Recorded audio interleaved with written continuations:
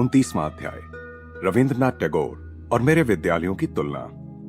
रविंद्रनाथ टैगोर ने हम लोगों को आत्माभिव्यक्ति के एक स्वाभाविक रूप में पक्षियों की भांति सहज ढंग से गीत गाना सिखाया। एक दिन प्रातःकाल जब मैंने रांची के अपने विद्यालय के एक 14 वर्षीय छात्र भोलानाथ के सुरीले गायन की प्रशंसा की तो उसने यह बात बताई। बीच बीच में वह गाता ही रहता था, चाहे उसे कोई गाने के लिए कहे या ना कहे, बस सुरीली तानों की झड़ी लगा देता था।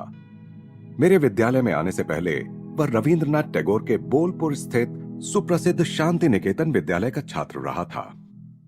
मैंने उससे कहा, रविंद्रनाथ के गीत बचपन से मेरे होठों पर रहे हैं। सारे बंगालियों को, यहां तक कि अनपढ़ किसानों को भी उनकी मनोहारी कविताओं में आनंद आता है। भोला ने और मैंने साथ साथ टैगोर के कई ध्रुव पद गाए। उन्होंने हजारों भारतीय गीतों को संगीत में ढाला है, जिनमें से कुछ तो उनकी अपनी रचनाएं हैं और कुछ प्राचीन गीत हैं। हमारा गायन समाप्त होने के बाद मैंने कहा, साहित्य के लिए रविंद्रनाथ को नोबेल पुरस्कार मिलने के शीघ्र बाद ही मैं उनसे मिला था। मुझे उनसे मिलने की इच्छा इसलिए हो रही थी कि अपने साहित्य के आलोचकों से निपटने में स्पष्टवादिता का उनका साहस मुझे बहुत अच्छा लगता था। यह कहकर मैं हंस पड़ा। भोला का कुतूहल जाग उठा। उसने पूरी कहानी सुनने की उत्सुकता प्रकट की। मैंने बताना शुरू किया। बंगाली काव्य में नई शैली लाने के लिए विद्वानों ने टैगोर की कटु आलोचना की। उन्होंने पंडितों को अत्यंत प्रिय लगने वाले निर्धारित नियमों को ठुकराकर लोक भाषा की पदावली को शास्त्रीय पदावली के साथ मिला दिया। उनके गीतों में मन को छू लेने वाले शब्दों में गहन दार्शनिक सत्य होता है। प्रचलित साहित्यिक ढंग की उन्होंने कोई परवाह नहीं की। एक प्रतिष्ठित समालोचक ने अत्यंत द्वेष के साथ यह कहते हुए रविंद्रनाथ का उल्लेख किया, अपनी गुटर गूं को छापकर 1 रुपए में बेचने वाला कपोत कवि। किंतु टैगोर को भी अपना बदला लेने का अवसर जल्दी ही मिल गया। अपनी गीतांजलि का उन्होंने स्वयं ही जब अंग्रेजी में अनुवाद किया तो संपूर्ण पाश्चात्य साहित्यिक जगत ने उनके चरणों में अपने श्रद्धा सुमन अर्पित कर दिए। एक पूरी रेलगाड़ी भरकर पंडित, जिनमें एक समय के उनके आलोचक भी शामिल थे, उनका अभिनंदन करने के लिए शांति निकेतन पहुंचे। जानबूझकर उन्हें काफी देर तक बिठाकर रखने के बाद ही रविंद्रनाथ उनसे मिले और फिर निर्विकार भाव से मौन रहकर उनकी प्रशंसा सुनते रहे। अंततः आलोचना के उनके ही प्रचलित अस्त्र को उन्होंने उन्हीं की ओर मोड़ दिया। उन्होंने कहा, सज्जनों, आप जिन गौरव सुरभियों की वर्षा यहां मुझ पर कर रहे हैं, उसमें आपकी गतकालीन घृणा की दुर्गंध भी विसंगत रूप से मिली हुई है। मेरे नोबेल पुरस्कार मिलने और आप लोगों की प्रखर प्रशंसात्मक बुद्धि के अचानक जागृत होने के बीच कहीं कोई संबंध तो नहीं। मैं तो अभी भी वही कवि हूं जिसने आप लोगों को तब बड़ा ही नाराज कर दिया था जब मैंने प्रथम बार बंगाल मंदिर में अपने विनम्र काव्य सुमन अर्पित किए थे। समाचार पत्रों ने टैगोर द्वारा सुनाई गई निर्भीक फटकार का वृतांत प्रकाशित किया। चापलूसी से सम्मोहित न हुए उस पुरुष के स्पष्टवादी शब्द मुझे बहुत पसंद आए। कोलकाता में रविंद्रनाथ के सेक्रेटरी श्री C.F. एंड्रूज ने मेरा उनसे परिचय करा दिया। मैं जब वहां गया तो श्री एंड्रूज केवल एक बंगाली धोती पहने हुए थे।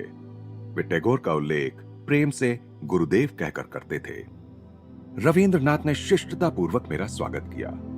उनके व्यक्तित्व से मनमोहकता, सुसंस्कृतता एवं शालीनता निःसृत हो रही थी।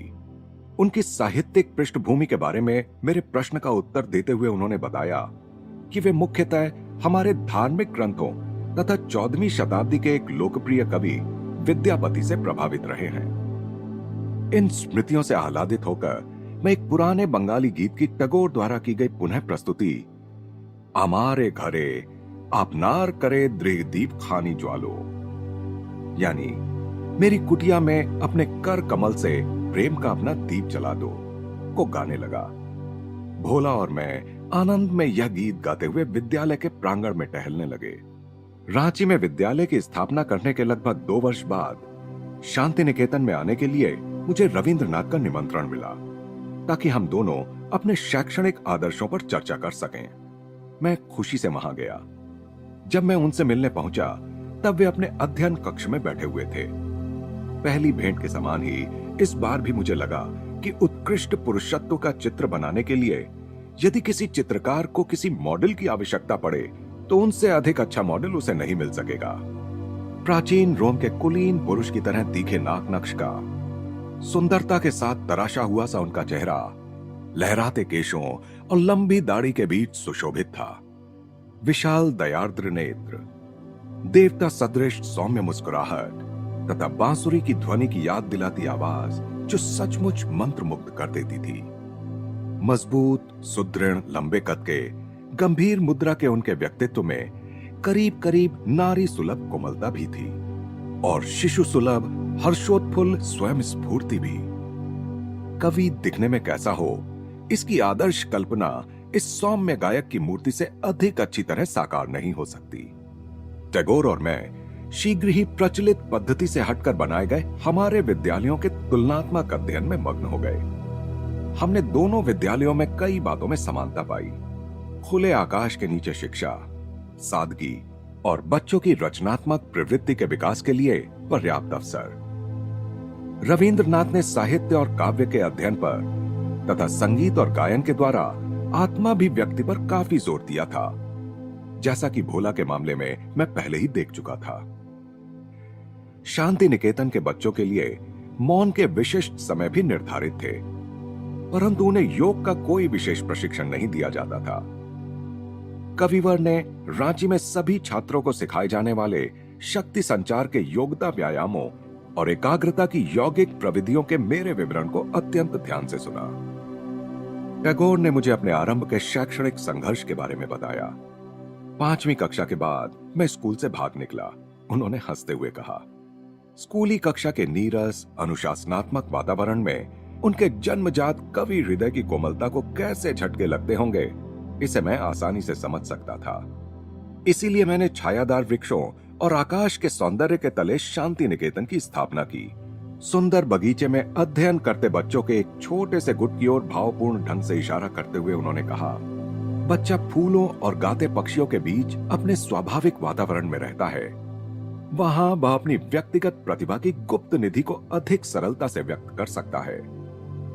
सच्ची शिक्षा को बाह्य साधनों द्वारा भरा या ठूंसा नहीं जा सकता, बल्कि सच्ची शिक्षा तो वह है जो भीतर में निहित अनंत ज्ञान भंडार को ऊपर ला सके। मैंने उनके साथ सहमति प्रकट की और कहा, साधारण विद्यालयों में बच्चों को आंकड़ों और ऐतिहासिक कालक्रम के अनन्य आहार पर रखकर उनकी आदर्शवादी और वीर पूजात्मक नैसर्गिक प्रवृत्तियों को भूखों मार दिया जाता है। कविवर अपने पिता देवेंद्र नाथ के बारे में, जिन्होंने शांति निकेतन शुरू करने की उन्हें प्रेरणा दी थी, अत्यंत प्रेम के साथ बोलने लगे। उन्होंने कहा, पिताजी ने यह उपजाऊ जमीन मुझे दे दी, जहां उन्होंने पहले ही एक अतिथिशाला और मंदिर का निर्माण कर लिया था। मैंने 1901 में जहां केवल 10 बच्चों के साथ अपना शैक्षणिक प्रयोग आरंभ किया। नोबेल पुरस्कार के साथ जो 8,000 पाउंड मिले, वह सब विद्यालय पर ही खर्च हो गए। दूर दूर तक महर्षि के नाम से विख्यात देवेंद्रनाथ टैगोर अत्यंत अद्भुत व्यक्ति थे, जैसा कि उनकी ऑटोबायोग्राफी से पता चलता है। अपनी युवावस्था के 2 वर्ष उन्होंने हिमालय में ध्यान धारणा में व्यतीत किए थे। उनके पिताजी द्वारकानाथ टैगोर भी पूरे बंगाल में जनहितार्थ दान धर्म के लिए विख्यात थे। इस गौरवशाली वंश वृक्ष से अनेक प्रतिभाशाली व्यक्तियों का पूरा परिवार ही पैदा हुआ है। केवल अकेले रविंद्रनाथ ही नहीं, बल्कि उनके सभी सगे संबंधियों ने रचनात्मक अभिव्यक्ति में विशिष्टता दिखाई है।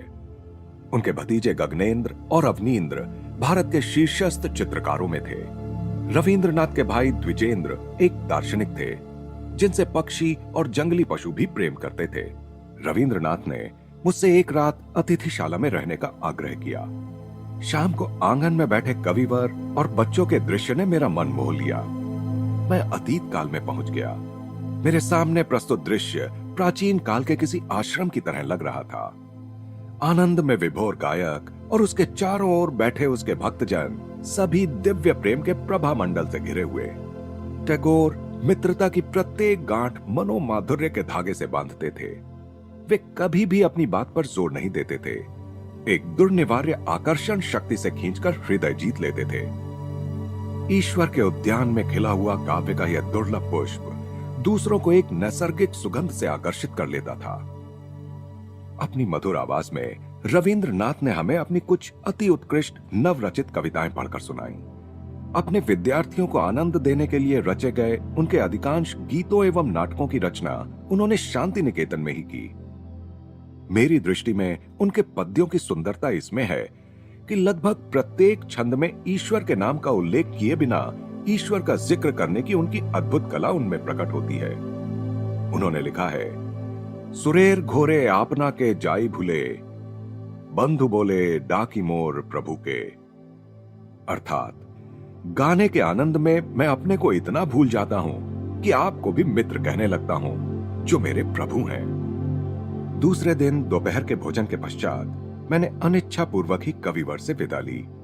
मुझे इस बात का आनंद है कि उनका छोटा सा विद्यालय अब एक अंतर्राष्ट्रीय विश्वविद्यालय विश्व भारती बन गया है, जहां अनेक देशों के छात्रों को आदर्श वातावरण प्राप्त होता है, जहां चित्त भयमुक्त और सिर ऊंचा हो, जहां ज्ञान मुक्त हो, जहां विश्व संकीर्ण आपसी दीवारों से छोटे छोटे टुकड़ों में न बटा हो, जहां शब्द सत्य की गहराइयों से आते हो, जहां अथक कर्मधारा अपने हाथ पूर्णता की ओर फैलाती हो, जहां विचारों का निर्मल स्रोत तुच्छ आचारों की रुक्ष मरुभूमि की बालू में खो न गया हो, जहां मन को अब निरंतर विस्तारित होते विचार एवं कर्म में ले जाते हो, उस मुक्ति के स्वर्ग में हे मेरे परमपिता, मेरे देश को जागृत करो। रविंद्रनाथ टैगोर।